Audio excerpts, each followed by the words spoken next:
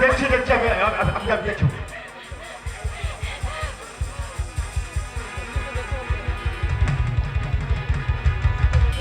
ওই কিছু তো দেখতে পাচ্ছি না বৌদি।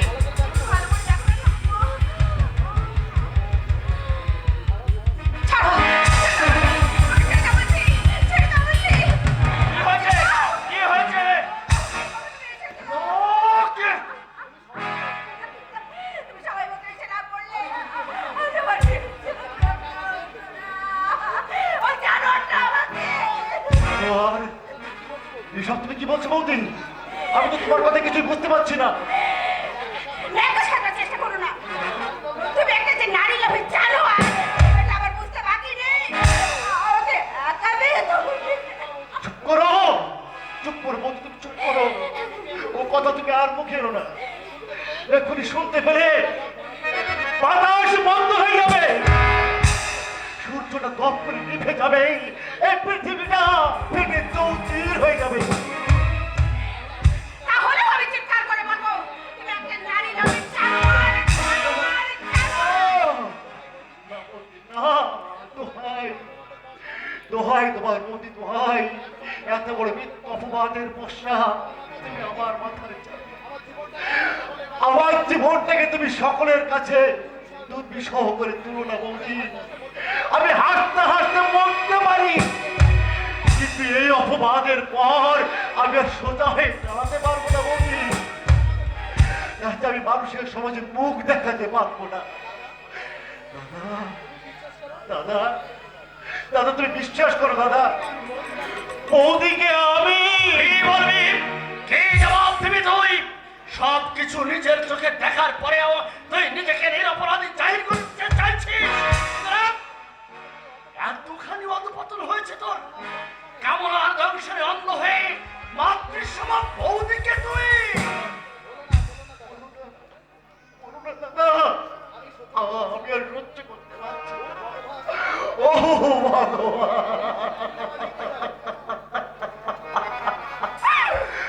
ঈশ্বর, তুই ওকে মৃত্যু দাও, না ওকে পাগল করে দাও। তো ফুটা চোখের জল ফেলে তুই ভেবেছিস পরিত্রাণ পাবি, কিন্তু না, তোর এই জঘন্য অপরাধের শাস্তি তোকে পেতেই হবে। আমাকে শাস্তি দাও, আমাকে তুমি কঠিন শাস্তি দাও। তুমিও শোনো, ওই নারী লোভী জানোয়ারটা যদি এই বাড়িতে থাকে তাহলে আমি আর একটা মুহূর্ত এই বাড়িতে থাকবো না। বৌদি তোমার এই পাপ মুখে আমাকে বৌদি সম্বোধন করবে না। ছি ছি ছি, আমি তোমাকে ছোট ভাইয়ের মতো দেখতাম, আর সেই তুমি কি না? অনেক কানে তুমি আমার মুখে মাখিয়ে দিয়েছো বৌদি, আর দিও না বৌদি। এই আঘাত আমার ছোট্ট মুখটায় আর আমি ধরে রাখতে পারছি না, আমার মুখটা চৌচির হয়ে যেতে চাইছে। তাই নাকি? বেচারা, কি হলো? তুমি চুপ করে দাঁড়িয়ে আছো যে? ওকে তুমি শাস্তি দেবে না? দাদা তোমার এই চুতো শুদ্ধ পাটা আমার এই মুখে মেরে আমার মুখটাকে তুমি রক্তাক্ত করে দাও, যাতে নারী লোভী জানোয়ারটাকে আর কেউ চিনতে না পারে। দাও দাদা দাও, তোমার এই চুতো শুদ্ধ পাটা আমার এই মুখে মারো।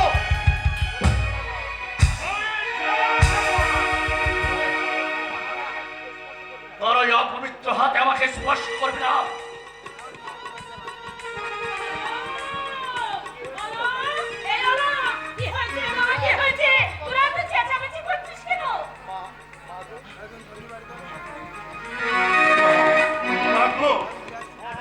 হ্যাঁ হ্যাঁ, এই মায়ের আশকারা পেয়ে আজ তুই এতটা বেড়ে উঠেছিস, নইলে তোর সাধ্য হতো না। কি করেনি তাই বল? ছোট ছেলেকে নিয়ে তো গর্বের শেষ ছিল না, বংশের মুখ উজ্জ্বল করবি, অথচ ভিতরে ভিতরে ও যে একটা কর্মধারিণী মায়ের সামনে তুমি এই পাপ কথা উচ্চারণ করো না দাদা। তোমার কীর্তি কাহিনী আমি সবার সামনে কাজ পিটিয়ে বলবো। আমাকে একা পেয়ে তুমি আমার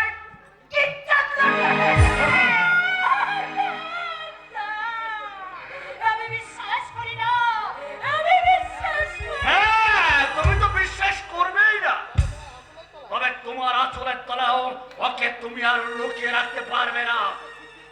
ওর অন্তরের যে কুৎসিত পরিচয় আমি পেয়েছি, তাতে ওকে এই মুহূর্তে এই বাড়ি ছেড়ে চলে যেতে হবে, আর সেটাই হবে ওর অপরাধের উপযুক্ত শাস্তি। দাদা, না, একটা লম্পটের সঙ্গে আমি কোনো সম্পর্ক রাখতে চাই না। আমি জানি দাদা, সত্য মিথ্যা বিচার করার মতো মন মানসিকতা আজ আর তোমার মধ্যে নেই।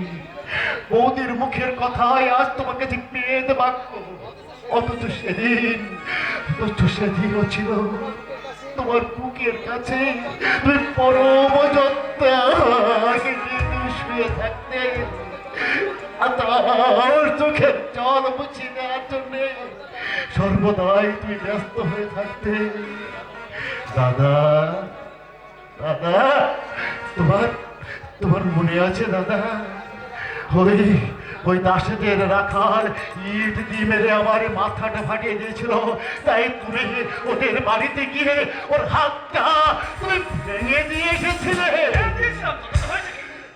আছে দাদা, তুমি আমি দু ভাই ওরা মাঠে খেলতে যেতাম, তুমি কাছে থেকে একটা পেয়ার আসবে নাও, তুমি আমাকে না দিয়ে খেতে না।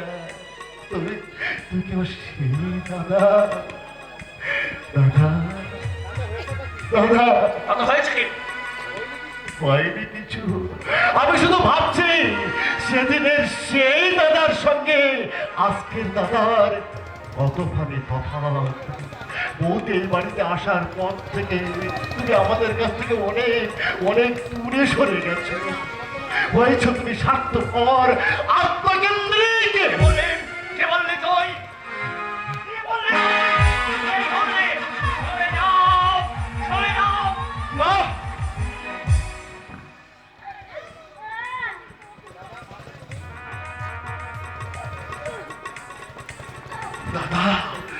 দাদা, মাকে তুমি বেশ করেছি, এরপরে আরো শাস্তি পেতে হবে।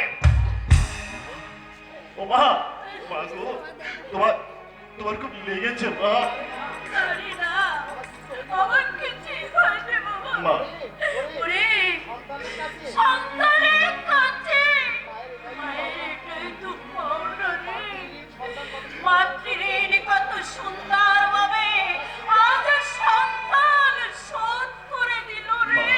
কথার ছেলে দেখো না, যে আমার ছেলেটা কেমনি মা, কেউ একটা যে কম যায় না। ভুলে যেও না বৌদি, তোমার স্বামী দেবতাটি এই মায়েরই গর্ভজাত সন্তান। 10 মাস 10 দিন কঠোর নরক যন্ত্রণা ভোগ করে বুকের সুতা খাইয়ে তাকে বড় করে তুলেছে, লেখাপড়া শিখে থেকে মানুষ করেছে।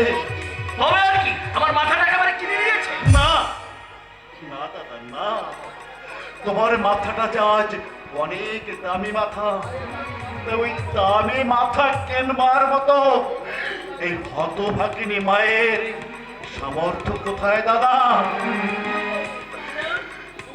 চুপ কর বাবা, তুই চুপ কর। ছোট মুখে বড় বড় কথা বলতে তোমার লজ্জা করছে না? ছি, ছি, ছি। এত বড় অপরাধের পর তোমার গলায় দড়ি দিয়ে মারা উচিত। বৌদি, এই হলো উচিত। এই মিথ্যা অপমান তুই মুখ বুজে সহ্য করিস না বাবা।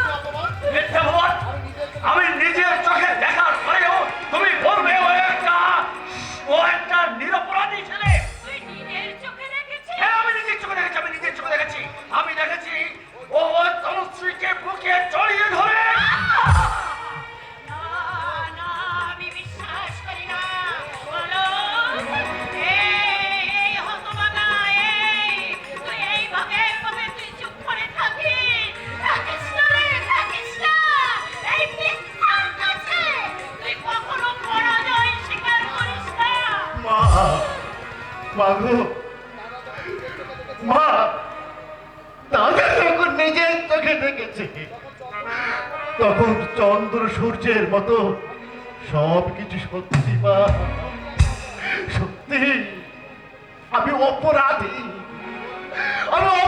মা, আমি অপরাধী।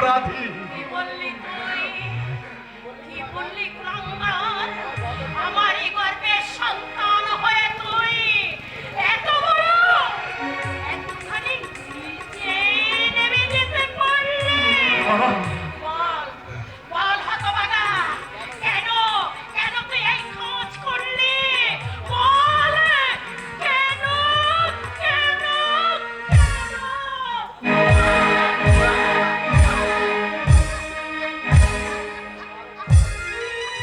মারো মারো আমাকে মারো, তোর এই কুলাঙ্গার সন্তানকে তুমি নিজের হাতে শেষ করে দাও, মারো।